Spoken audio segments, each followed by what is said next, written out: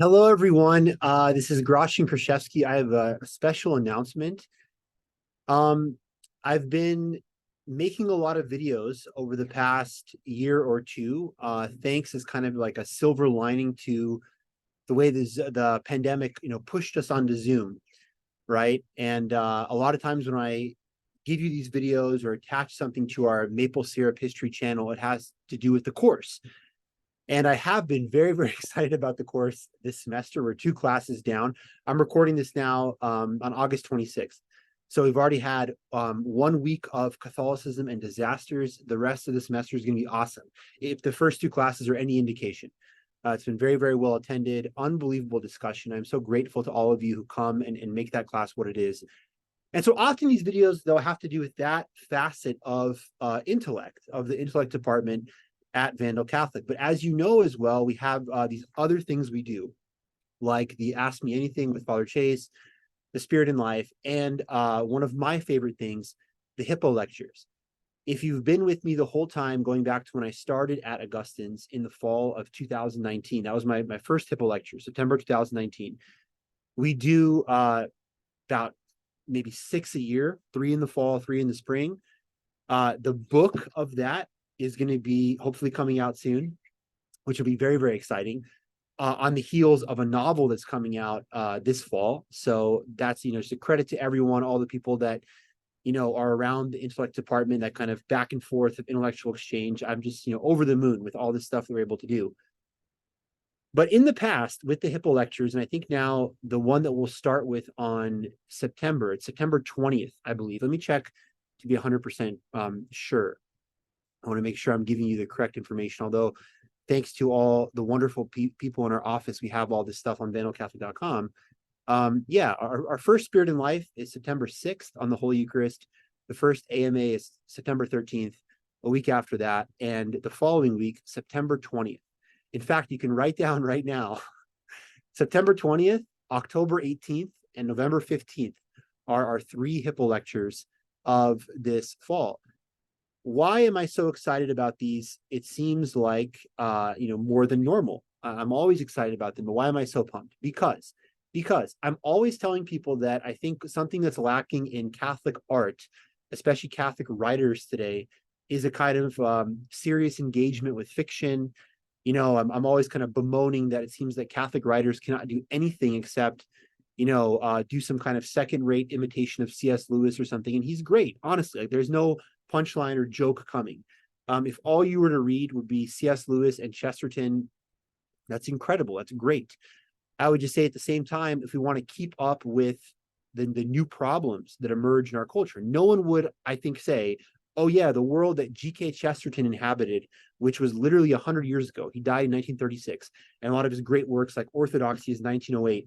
I don't think anyone's going to say, oh, nothing has changed since then. If I just read Chesterton, I'll understand the modern world, the postmodern world. C.S. Lewis famously dies the same day that Kennedy is assassinated, November 22nd, 1963. Does anyone think nothing has changed in the world since 1963? No. I mean, we have to, find kind of new works, new expressions of Catholic art, Catholic thought, and even go beyond people that follow them, like 2 of my favorites, Flannery O'Connor and Walker Percy. I'm always saying we should kind of, engage with new things. I hope that novel that's coming out this fall, which of course I'll make a video, or I'll let you know when it comes out. It's due out this year, 2023, does that. But this Hippo lecture is going to be something like we've never done. For the first time ever, in my Hippo lectures, they're often kind of like they have a catechetical aspect, more kind of inventive than the Spirit in Life, which is just beautiful, straightforward catechesis, right? Spirit in Life is just catechesis 101. Hippo lectures often are, though, in that form, kind of catechetical, or sometimes they're a fiction piece. This is the first time I'm ever going to be doing poetry in a Hippo lecture. If you don't like poetry, I will tell you, I didn't like poetry either. And this might have changed only within the past year. And one of the seminal moments in my formation as a Catholic, and just because I'm 36 years old and I have a PhD and blah blah blah, the cliche is true. You should never stop learning, right? There's nothing worse. There's a beautiful prayer to Saint Joseph that talks about the kind of like baneful mediocrity of being content with success. oh, I did this, so I'm just going to be lazy. Who cares, right? I mean, this is beautifully drawn out in that Matthew 25 parable of the talents, right? The five talent guy who returns five to his master, 2 and 2, but the one guy, oh, you're a demanding master. I buried it in the ground. And it doesn't end well for him, right? So it's like, I hope, God help me, God willing. I'm always trying to learn myself. And I've always been, as long as you've known me since my time as director of intellectual formation beginning in 2019, I've always been a historian, a fiction writer. I recently read a bunch of poetry in the past year. I finally read all of the Divine Comedy, which I could not recommend enough. It is a tragedy, a travesty how unknown this work still is. And even worse, perhaps, in our kind of atheist secular culture, it's like, well, I'll read Dante, but only the Inferno. Oh, that's the cool, interesting part. I don't believe any of this, but yeah, Inferno. Read all of it. I would highly recommend you read Inferno, Purgatorio, Paradiso, the entire thing. Between him, Virgil, who is his guide, of course, through Hell and Purgatory, his Aeneid, Ezra Pound, Cantos, I really, really, really kind of have fallen pretty hard for poetry. And I thought, you know what? I should continue to hopefully put my money where my mouth is.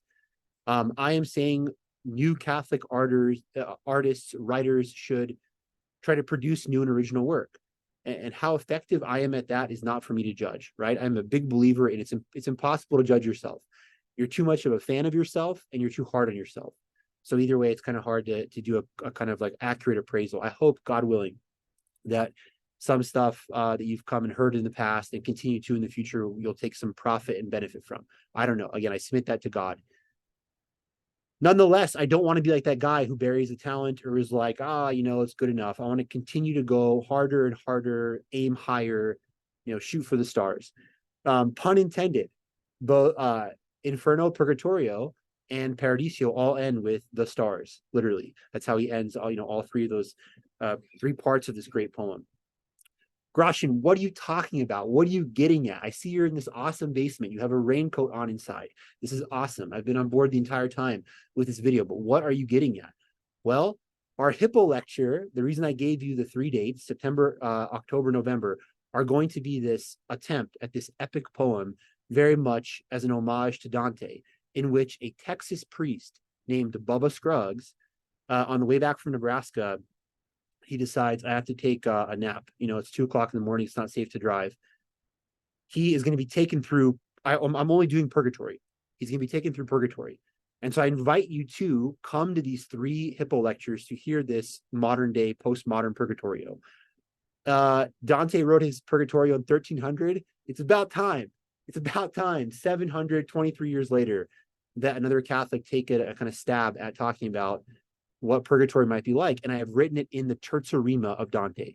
It is a terza rima where line A rhymes with A, in between it is B, A, B, A, then B, C, B, C, D, C, that rhyme scheme all the way through. I think it's super cool. But a kind of final pitch is when you come in September, because come on, you don't have to deal with Ticketmaster. You don't have to worry about like some kind of stupid Taylor Swift concert being sold out. This is free. There's no waiting lines. I hope by the time we're on like the 3rd part of this, there's going to be tickets and waiting lines. I hope it's that popular. Dante was very popular in his own lifetime, so I hope it goes totally viral and everyone wants to come. But as of now, you can just show up. Get great food, thanks to our awesome staff at Vandal Catholic, and hopefully hear some good stuff. It's nice that this first Hippo lecture will be after a catechetical presentation, myself and Father Chase, on September 6th, and after a nice Ask Me Anything, we'll warm you up for going full Dante. However, I just want to say a kind of final, just explanatory note. I'm not going to dive right into the poetry. What I think is cool and interesting, in the first Hippo lecture in September, it's going to start in prose. And if anyone doesn't know what that means, I don't want anyone to feel bad. What is prose? Prose just means normal writing, like, normal, straightforward fiction writing, where I'm talking about Father Scruggs, Bubba Scruggs, his background, etc. And then he falls asleep halfway through the story and we go full poem. And what I'm going to read to you after he falls asleep, when the prose finishes on day 1, is 3 cantos, 3 chapters. And they are labeled, I have them right here if I could find them for you. They're labeled Canto 1, Introduction. That's self-explanatory enough. Canto number 2, Through the Water Onto the Beach. And finally, Canto 2, that was Canto 2. And then finally, number 3, Purgatorio's Motto and the Icarus Plunge. At that point, hopefully it's awesome. And everyone's like, wow, I've never heard something like that before, good or bad. Again, I'm telling you, it's impossible to judge your own work. I'm not going to say how good or how bad it is. That's for you to decide. But hopefully it's something that was cool. That was great. That was challenging. That was interesting. At that point, when we return for parts 2 and 3, I've never done a 3-part Hippo lecture. If any of you have seen, we're here in the spring, we did a 2-part thing that's available on the YouTube channel called Seraphim and the Dust Plague. There was a 2-part story. I've never done a 3-part thing. It's going to be all fall. When we return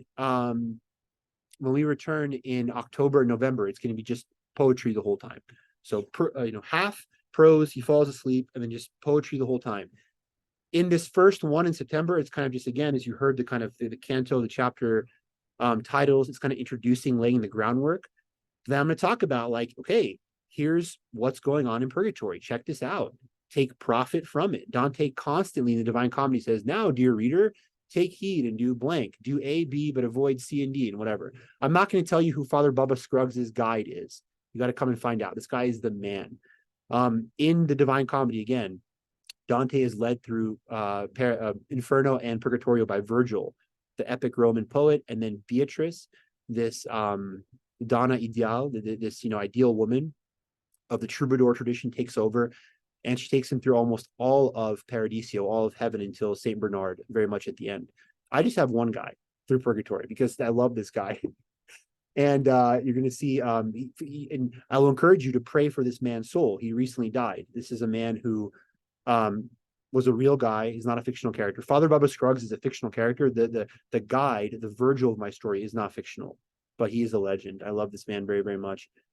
You'll see, you'll have to find out. But I just wanted to, again, make this video, and I could not truly, hold back my enthusiasm, because I think it's very, very important, without falling into all these kind of cliches and stuff, that as Catholics, we really try to be 5-talent people. And if we have 2 talents, give the Lord back full investment on 2 talents. Just do your best and not fall into complacency. Vain complacency, so baneful to the work of God, is the official, I think, part of that St. Joseph work prayer. Help us avoid, O Lord, vain complacency, so baneful to the work of God. Never say, oh, that's good enough. Do better, right? Keep doing better.